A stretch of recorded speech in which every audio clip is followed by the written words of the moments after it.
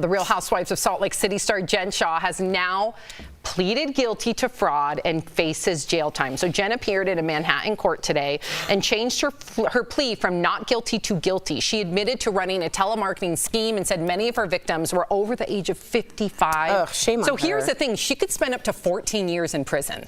Now on the show, cameras caught the moment Jen got a phone call. Eric and I have talked about this, and then quickly got off a bus that was going to Vail. Moments later, federal agents rolled in looking to arrest Jen.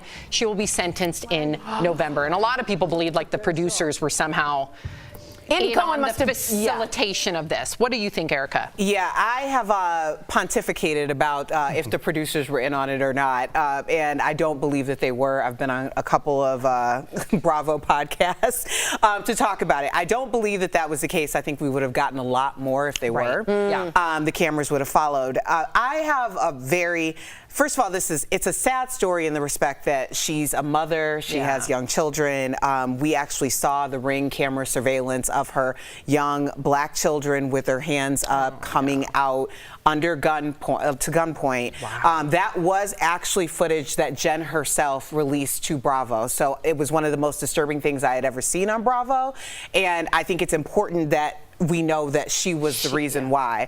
I've always speculated as to what was up with Jen Shah, simply because the math never seemed to really be mathing.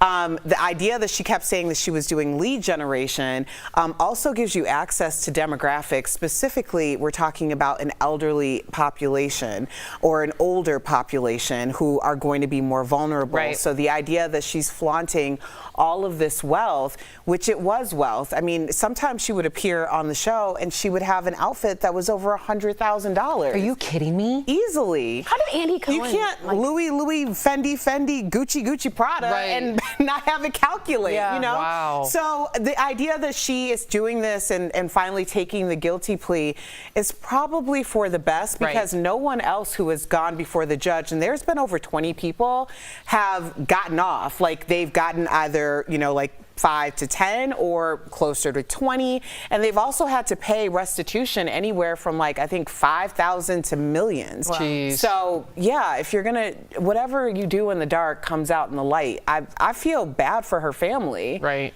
Wow. But that's the collateral damage, right?